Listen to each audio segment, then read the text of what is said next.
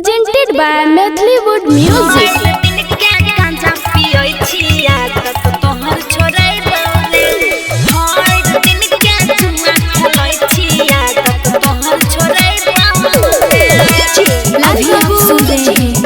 पवन लोलपुरिया की आवाज में झुमका पे चले मथिया पे चले अब नहीं चुपचाप रहबाऊले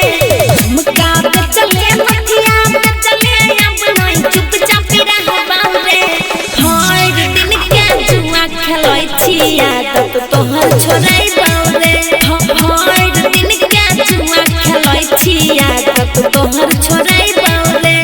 धिया पुता के लेके धिया पुता के लेके हमें नहीं हरया बना जाइबाऊले भर दिन के गांजा पियै छिया तब तोहर छोड़ै बाऊले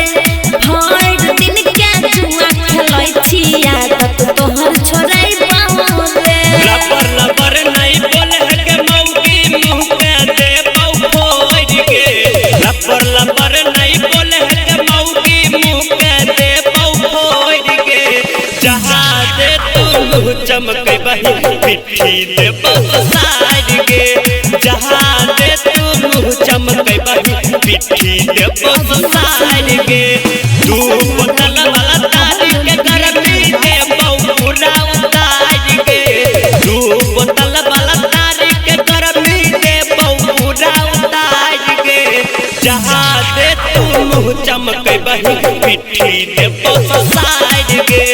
जहाँ दे तू मुँह चमके बही पिट्ठी दे बस साइड के मौगे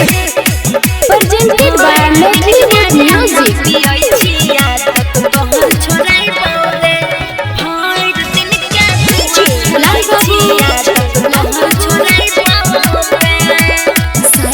Studio Delhi.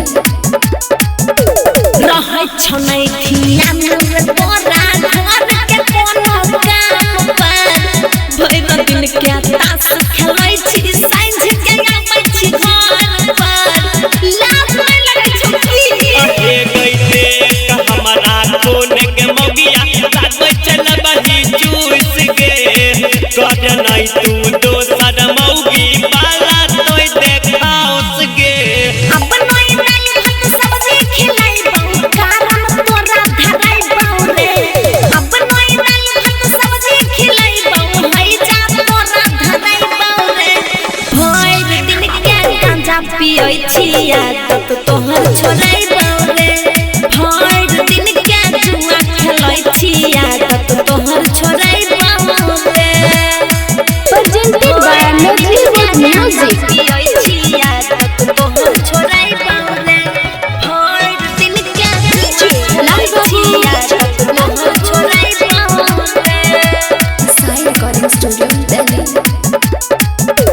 एकता तोहर बहिन हमरा छैया करम नै कोनो काम रे